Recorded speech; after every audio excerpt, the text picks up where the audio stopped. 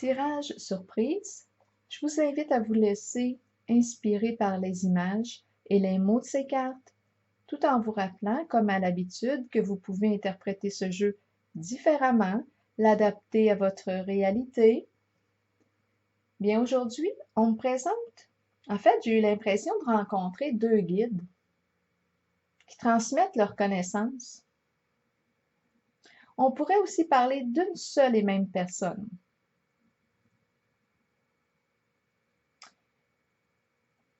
Poursuivons avec la carte de l'univers à l'envers, qui est aussi celle du monde dans le tarot de Marseille, et la carte des dangers. Bien ici, on nous dit qu'on éprouvait de la difficulté à s'accomplir en ce monde, à trouver sa véritable place.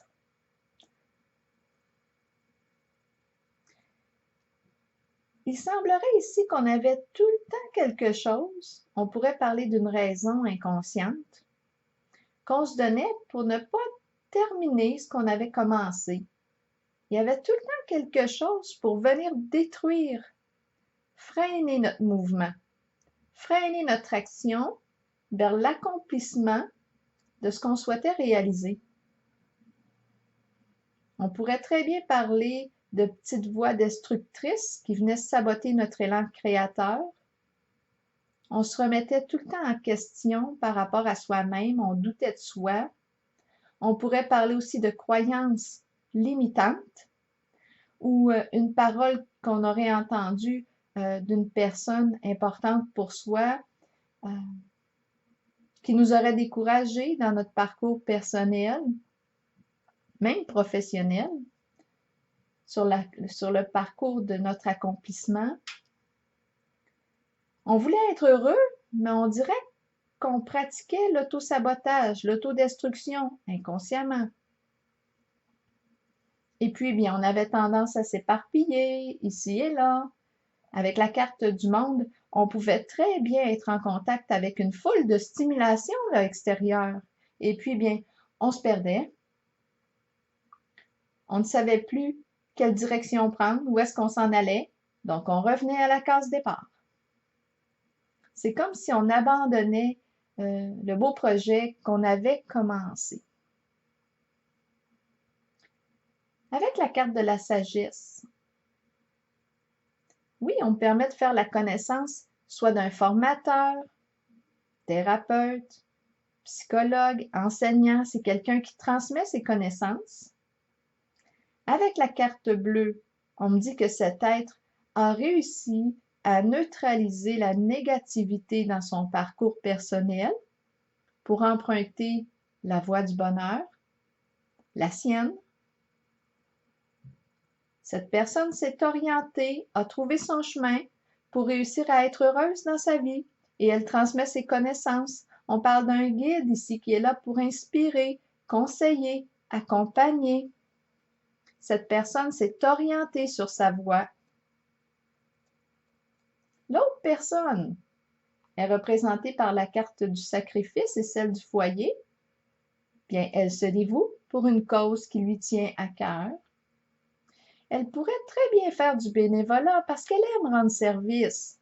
Elle aime s'impliquer. Elle rend service, ça la rend heureuse. Elle donne de son temps. Elle est capable de s'engager dans une cause qui est importante pour elle. Elle pourrait aussi très bien travailler à partir de son domicile avec la carte du foyer. Ou ici, on voudrait peut-être nous dire qu'elle a déjà beaucoup de travail à la maison. Quand je regarde la bûche, le feu, probablement qu'elle entretient le feu. Elle met les bûches dans le foyer. Elle stimule. C'est une personne stimulante. Et elle le fait volontairement. Elle stimule les autres volontairement. Elle les encourage. Elle le fait volontairement parce que ma carte du sacrifice est à l'endroit. Donc, elle est en accord avec son choix. Elle l'assume. En arrière-plan, lorsque j'ai calculé les cartes,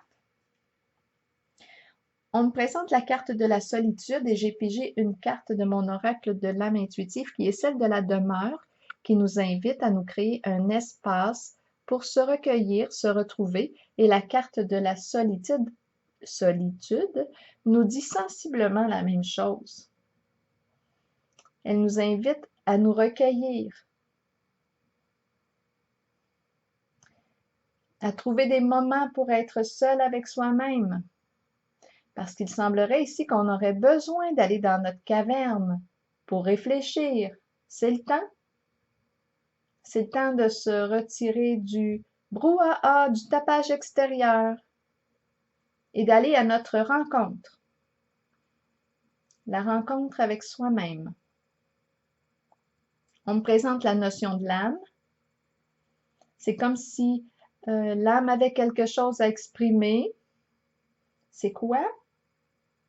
Mais c'est pour ça qu'on nous demande ici de prendre un temps pour se retrouver, se recueillir,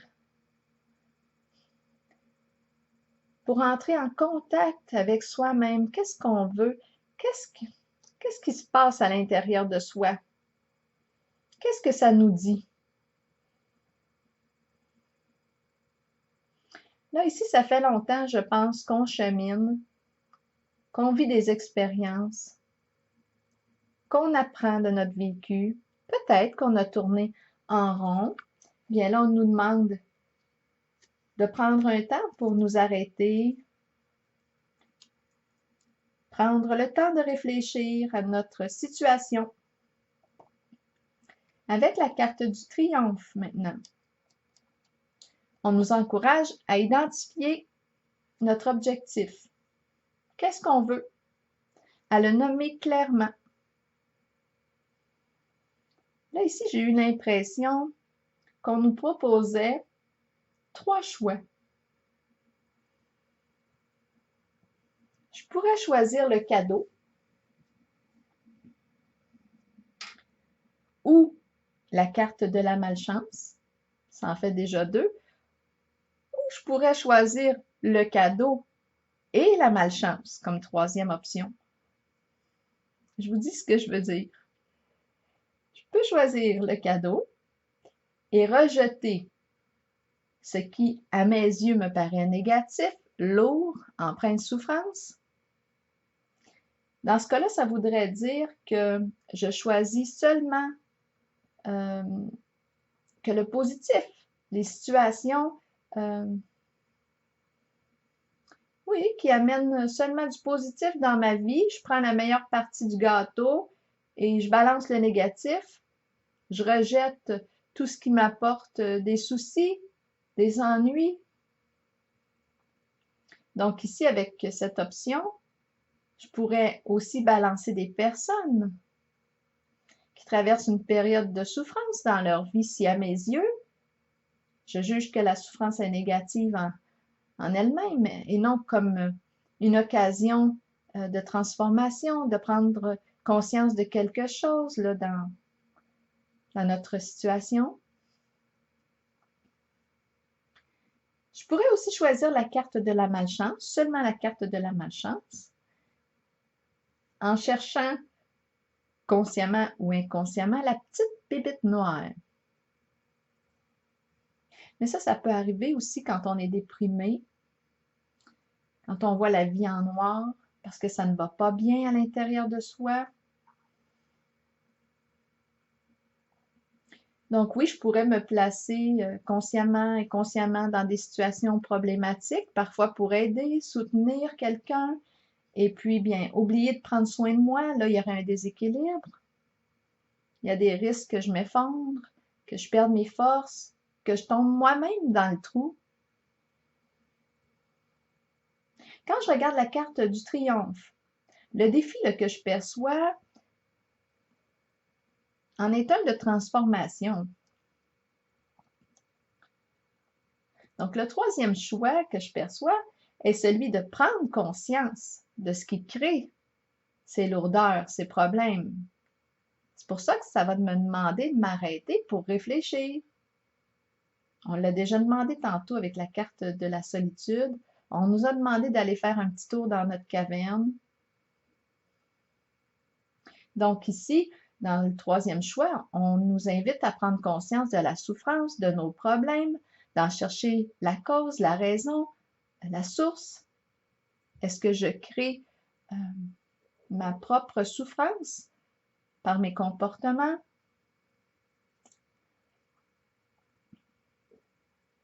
Ici, je perçois vraiment un processus dans l'option numéro 3 de transformation qui se fait par des prises de conscience, des actions. Le cadeau, lui, il est là, je peux le prendre, il fait partie, il est inclus dans l'option numéro 3. Il est pour moi, on l'offre, on me le donne, c'est gratuit. C'est un peu comme si le cadeau était une clé d'accès à un programme qui est là pour nous aider à nous déprogrammer, pour se reprogrammer avec bienveillance cette fois, par amour pour soi.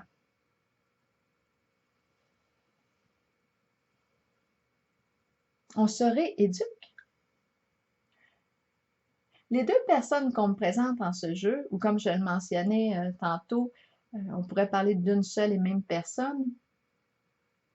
Bien, quand je regarde l'ensemble des cartes, j'ai l'impression qu'elle a choisi l'option numéro 3, celle qui crée, qui transforme le négatif pour créer quelque chose de nouveau avec.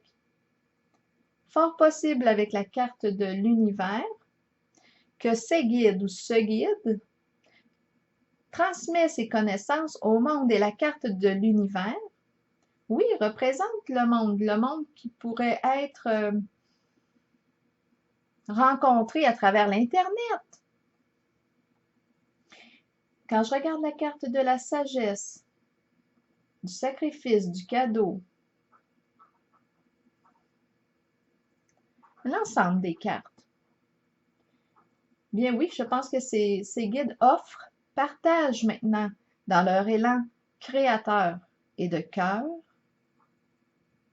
leurs connaissances, leurs compétences pour inspirer les êtres à se choisir, à s'accomplir sur la voie de leur expression, de leur différence, sur la voie qui donne un sens profond à leur vie, à leur existence. Alors voilà, c'est ici que je prends la pause et je vous souhaite une très belle journée.